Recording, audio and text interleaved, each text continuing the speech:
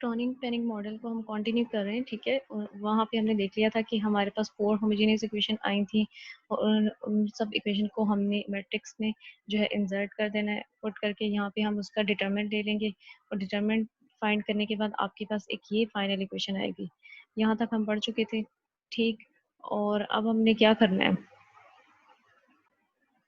in order to simplify equation number 14, further Croning and Penny mod assume that potential energy is zero at data sites and equals V naught in between them। यानी जहाँ पे आइन होंगे वहाँ पे आपके पास potential जो होगा वो जीरो होगा, और दो आइंस के बीच जो है वो आपके पास पोटेंशियल क्या होगा, मैक्सिमम होगा, जैसे हमने स्टार्ट में बताया। They further assume that as the height of the potential barrier V tends to infinity and the width of the barrier B approaches zero in such a way that the product V naught B remains finite। यानी हमारे पास जो है further उन्होंने suppose किया था कि हमारे पास जो बैरियर है वो इस तरह का है कुछ, ठीक है।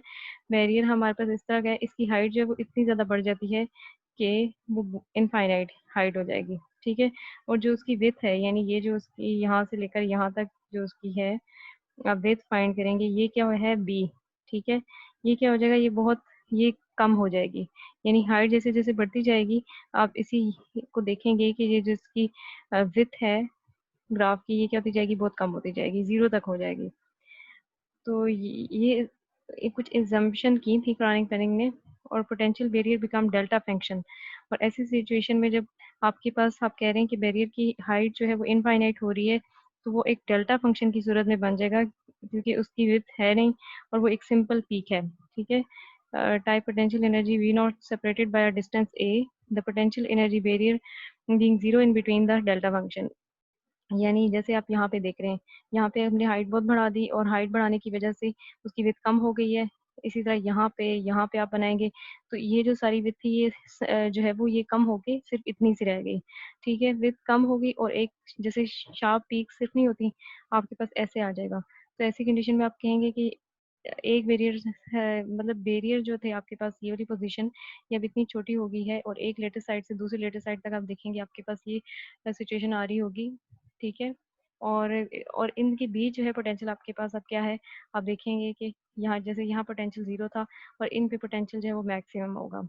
Under these circumstances, the model is modified to one of the series of wells separated by infinitely thin potential barrier.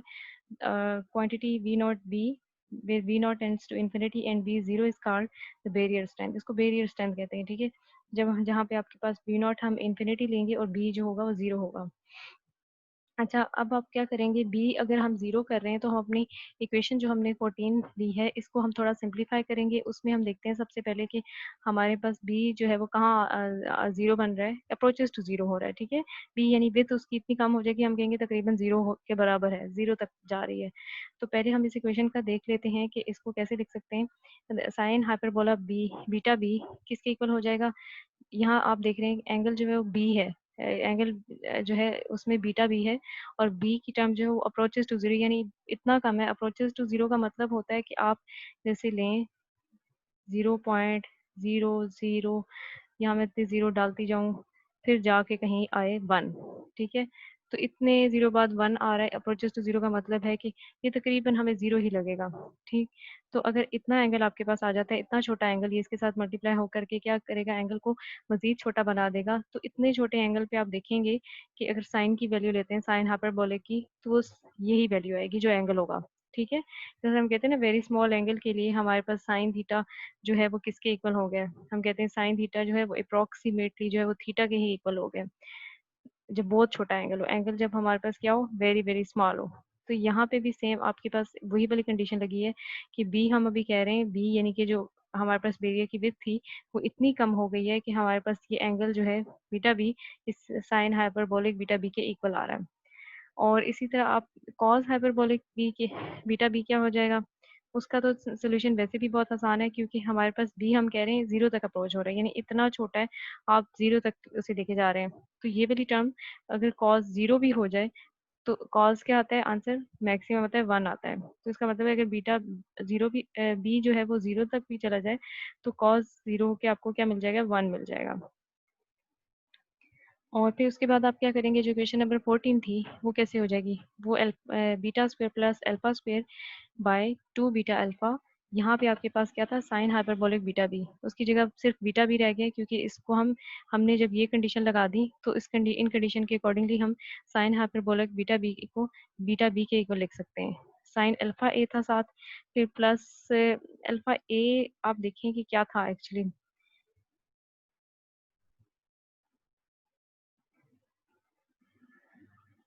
ये ऊपर इक्वेशन नंबर 14 देखें आपके पास, यहाँ पे साइन अल्फा है, फिर कॉस बीटा बी, और फिर कॉस अल्फा है, और फिर कॉस के ए प्लस बी। ठीक, तो यहाँ पे आप देखें साइन अल्फा ए तो वैसा का वैसा आ गया, क्योंकि इसमें बी की टर्म है ही नहीं, इसलिए अल्फा ए यहाँ आ जाएगा, प्लस कॉस अल्फा ए बन रहा है, यहाँ पे भी बी की टर्म नहीं है तो ये सेम वैसी ही रहेगी। फिर आप आगे देखें, कॉस के ए प्लस बी था, बी हम कह रहे हैं इतना छोटा हो गया कि 0 के इक्वल, तो हम यहाँ बी नहीं लिखेंगे, तो सिंपल रह जाएगा कॉस के ए। तो ये आपके पास इक्वेशन नंबर 15 बनेगी। और फिर हम इस इक्वेशन को थोड़ा और सॉल्व करेंगे, लेकिन उससे पहले हम थोड़ा एक अपना प्रीवियस नॉलेज थोड़ा रिवाइज करते हैं, जिसमें क्या था, alpha square plus beta square हम ले रहे हैं, क्योंकि यहाँ पे भी आपके पास alpha square plus beta square है।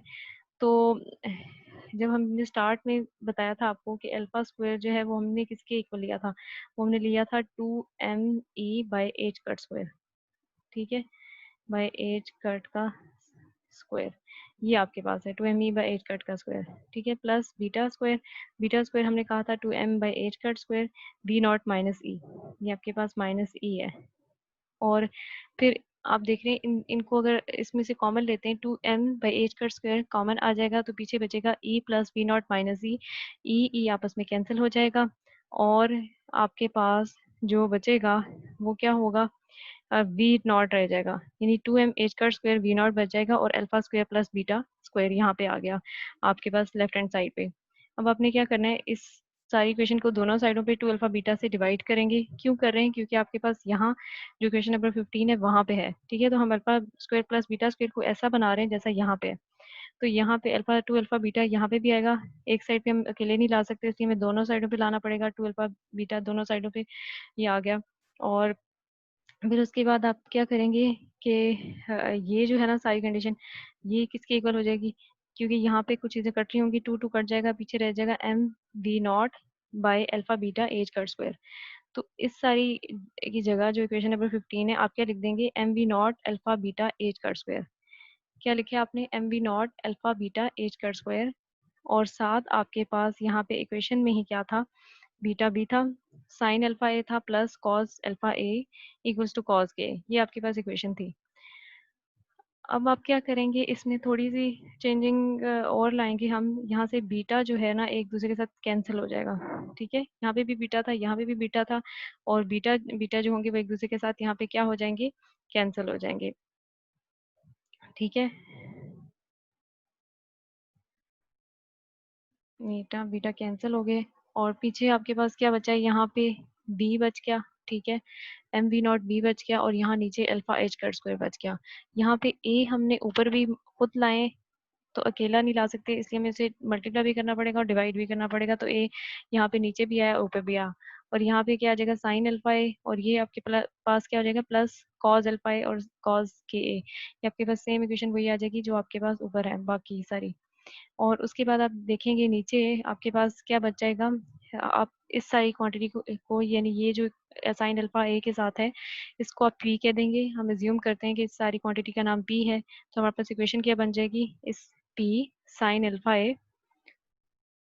अच्छा, इसमें भी आपने देखना है कि आपके पास पी के इक्वल कौन सी चीज़ बन रही है, पी के इक्वल ये सारी चीज़ बन रही है, ठीक है, ये सारी आपके पास पी के इक्वल है, तो आप कह देंगे पी साइन अल्फा ए, और यहाँ पे अल्फा ए रह गया, ये लिख दिया हमने, plus cos alpha A equals to cos K A. तो यहाँ पे आपके पास जो है वो क्या हो गया, यहाँ तक ये क्वेश्चन आ गई। अब आप इसका ग्राफ देखें, अगर ग्राफ देखेंगे तो आपके पास किस तरह बन रहा होगा, ग्राफ की कुछ शक्ल ऐसी होगी, जैसे एक्स एक्सिस पे आप क्या लेंगे, अल्फा ए लेंगे, और वाई एक्सिस पे आप ये दे लेंगे, इस पूरी इक्वेशन को ले रहे हैं, ठीक है, वाई एक्सिस पे हमने इस इक्वेशन को ड्रॉ किया है।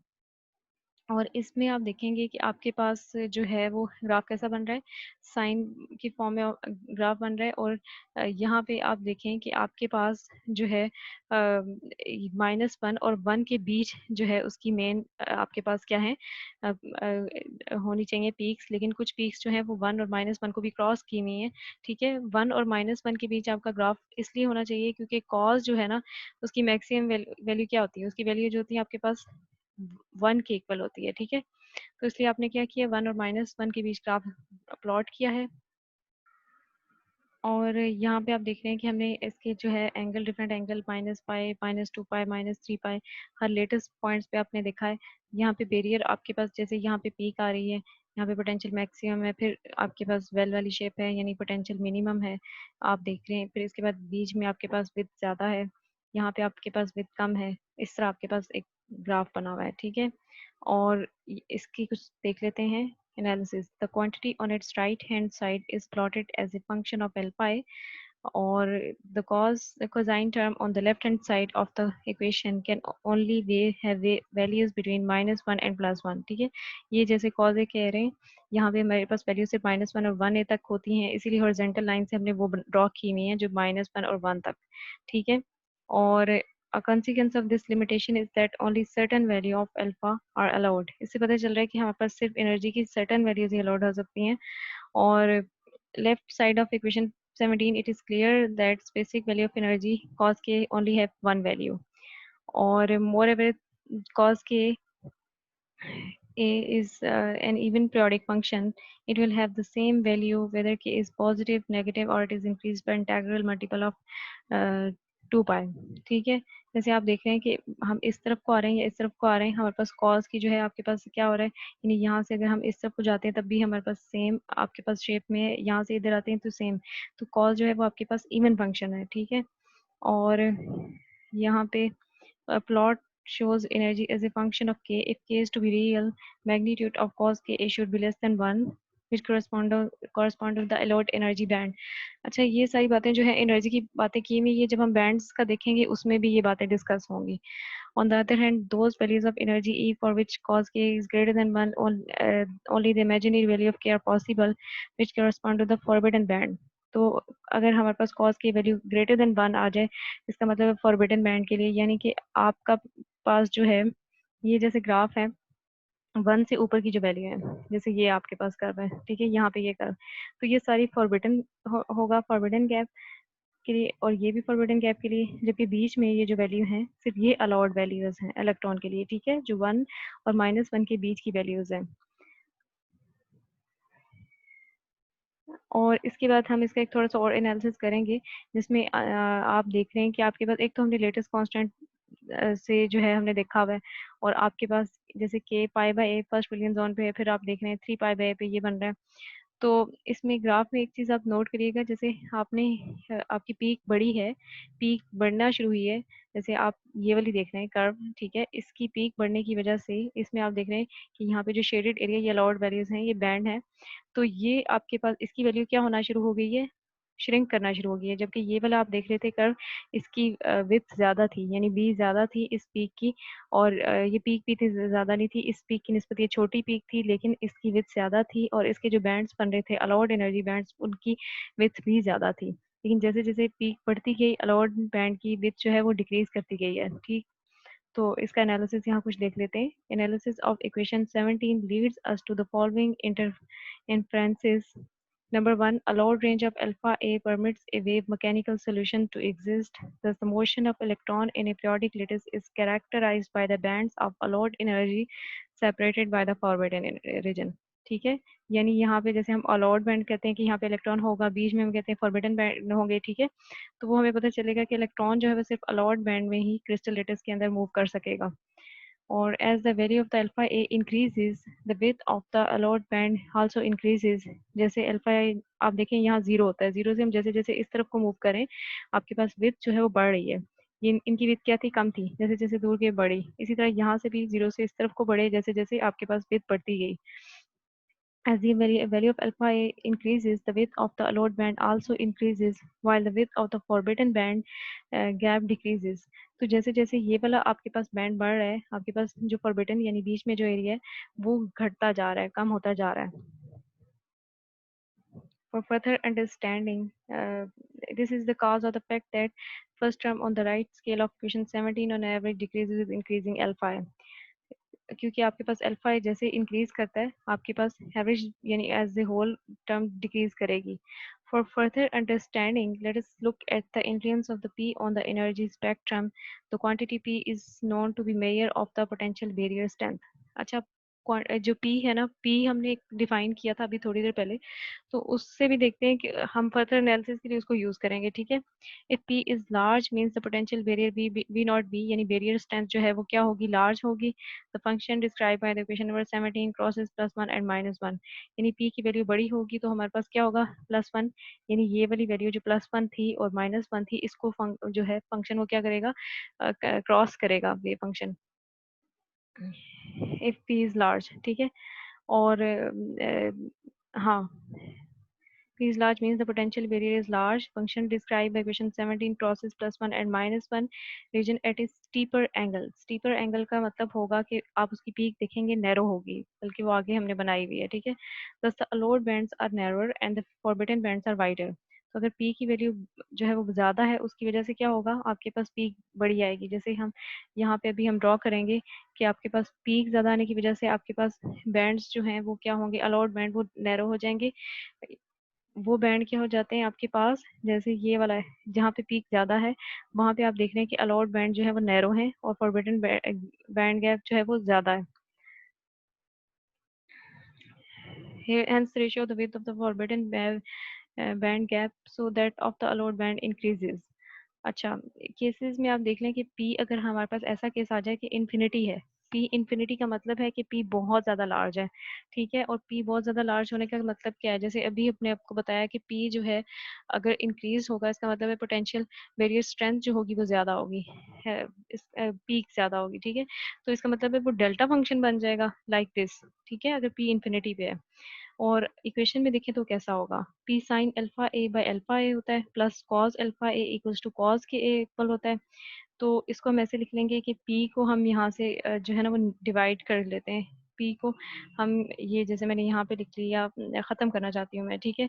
तो मैंने पी को अगर ख़त्म करना है, मैं कैसे पी को ख़त्म करूँगी, मैंने सारी इक्वेशन के साथ ये जो पी है ना इसको ले गई, इसकी कॉस भी ये हो जाएगा यहाँ पे, मतलब बहुत साइड्स पे ना आपने इक्वेशन के क्या करना है, एक्चुअली यहाँ पे कर ही देते हैं।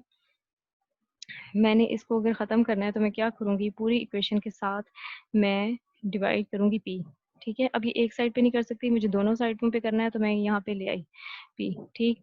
अब ये पी क्या होगा, इस पी के साथ तो ये पी कट जाएगा, sine alpha a by alpha a हो जाएगा, यहाँ कुछ नहीं है, ठीक है। और यहाँ पे क्या हो जाएगा, cos alpha a by P और कॉस के ए बाई पी, तो ये आपके पास ये बचेगा। अब इससे आगे देखें, आपके पास आप कह रहे हैं कि पी इन्फिनिटी पे है इस केस में, तो ये वाली टर्म तो सेफ है, इसमें तो कोई प्रॉब्लम नहीं है। लेकिन यहाँ पे क्या हो जाएगा, cos alpha a by infinity cos के ए बाई इन्फिनिटी। अब ये 1 बाई इन्फिनिटी या कोई भी टर्म बाई इन्फिनिटी क्या होता है, जीरो। सेम ये वाली भी जीरो हो जाएगा, तो बचे क्या गया, sine alpha a by alpha a, ठीक है। अल्फा ए नीचे वाली टर्म नेक्स्ट इधर जाके मल्टीप्लाई होगी, तो बस जीरो के साथ मल्टीप्लाई होकर जीरो बन जाएगी, तो साइन अल्फा ए जीरो के इक्वल है। इसका मतलब है कि साइन का कुछ एंगल ऐसा है, एंगल ऐसे पॉइंट है पे है जिससे साइन जो है जीरो हो रहा है। साइन जीरो कहाँ पे होता है, साइन जो है पाई पे या पाई के मल्टीपल्स पे, इंटीजर मल्टीपल पे होता है, और 1 पाई पे, 2 पाई पे, 3 पाई पे, ठीक है। तो हम लिखेंगे एन पाई पे, अगर हम अल्फा ए यानी अल्फा ये है यहाँ पे क्या एंगल, एंगल अगर एन पाई होगा तो हमारे पास साइन अल्फा ए क्या होगा, जीरो हो जाएगा, ठीक है। अब हम अल्फा इधर लिखेंगे तो क्या बनेगा, n pi by a, n pi by a हो गया। अब अल्फा स्क्वायर लिखेंगे, वो हो जाएगा आपके पास n square pi square by a square, ये हो गई टर्म। अच्छा, अल्फा स्क्वायर अगर यहाँ पे अभी हमारे पास ये अल्फा स्क्वायर आया है और आप एक रिकॉल करें पिछली टर्म, तो उसमें आपके पास क्या होता था, alpha square 2 me by H कर स्क्वायर। दोनों इक्वेशन का आप कंपैरिजन करेंगे तो आपके पास एनर्जी की वैल्यू आ जाएगी, क्योंकि दोनों अल्फा स्क्वायर की इक्वेशन है, इसलिए हम दोनों को कंपेयर कर सकते हैं। और एनर्जी की वैल्यू जो आएगी वो आएगी N square pi square H cut square by 2 ma square, ठीक है। और इसका इससे आपको क्या पता चला result, this expression gives the energy level of a particle in a constant potential box of atomic dimensions. This is what is expected physically as per large p. The tunneling to the barrier becomes difficult. ठीक है, यानी कि आपके पास large period जब हो जाएगा ना, आप जैसे यहाँ पे कह रहे हैं एक पीक आ रही है, इसी तरह सेम डेल्टा फंक्शन की तरह दूसरी पीक आ जाएगी, तो यहाँ टनलिंग मुश्किल होगी आपके पास। और सिंपल जो है एनर्जी वैल्यू जो आई हुई ये आपके पास सेम वैसी ही है जैसे आपने अलोड वैल्यू सिंपल वाले केस में ली थी, जहाँ पे आप कहते थे कि कांस्टेंट होगा पोटेंशियल, और आपके पास जो है अलोड वैल्यूज जो है एनर्जी लेवल्स की वैल्यू थी, तो वो आपके पास सिचुएशन यहाँ पे आई है। सेकंड आपने क्या करना है, केस टू में पी आप कह रहे हैं लेट्स सपोज पी जीरो है, पी है ही जीरो। अब पी जीरो हो तो इसका क्या मतलब होगा, हम इक्वेशन में पहले देख लेते हैं। जैसे यहाँ पे आप लिखेंगे जीरो कर देंगे पी की जगह, तो ये सारी टर्म जीरो हो जाएगी। कॉज अल्फा ए वैसा का वैसा और कॉज के वैसा का वैसा, ये आ गए। दोनों कॉज हैं तो एक कॉज इनवर्स दूसरी तरफ जाके इसको कैंसिल कर देगा कॉज को, तो अल्फा इक्वल्स टू के रह जाएगा। अब अल्फा स्क्वायर आपके पास 2m e बाय एच का स्क्वायर होता है। के स्क्वायर किसके इक्वल आ जाएगा, 2m e बाई एच का स्क्वायर, और के जो है वो 2 पाई बाई लेमडा के इक्वल भी होता है। और यहाँ पे आप क्या करेंगे कि e is equals to H का square K square by 2m, और वो किसके इक्वल हो जाएगा, इससे आपने e निकाला है, ठीक है, इससे क्या निकाला आपने, e निकाला, और इस e में आपने k की वैल्यू डाल दी।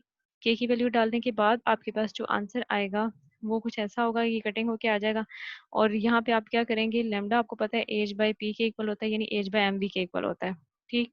तो लेमडा की जगह आप एच बाई पी डाल देंगे, यानी एच बाई एम बी, और फिर मजीद इसको सॉल्व करेंगे, यानी सॉल्यूशंस को सॉल्व करेंगे, और आपके पास इक्वेशन जो बचेगी वो होगी E equals to P square by 2m, या equals to 1/2mv square, energy की वैल्यू आ रही होगी, ठीक है। और इसमें आप क्या कहेंगे कि एनर्जी अब क्या शो कर रही है, this is equal to the case of free particle की केस है, hence no energy level exist. यहाँ पे तो आपके पास कोई एनर्जी लेवल की तो एग्जिस्ट ही नहीं की, जैसे लास्ट केस में हमने देखा था एन की वैल्यू से हमें पता चलता था एनर्जी लेवल्स है, 1 है, 2 है, 3 है। लेकिन यहाँ पे तो एनर्जी जो है वो सिंपल एनर्जी हुई है जैसे फ्री पार्टिकल की एनर्जी हो, यानी उसका ग्राफ आप ऐसा बनाएंगे, पार्टिकल जो है फ्रीली मूव कर रहा है। और इस केस में जैसे p इनफाइनाइट जाता था तो आपके पास पोटेंशियल बैरियर जो है उसकी डेल्टा फंक्शन बन जाता था, यानी उसकी विड्थ बहुत कम हो जाती थी। लेकिन ये यहाँ पे आप देख रहे हैं कैसे इसकी विड्थ है जब p जीरो है, ठीक है। तो इस केस में आपके पास कुछ ऐसी सिचुएशन होगी। ये यहाँ तक एंड हो गया है।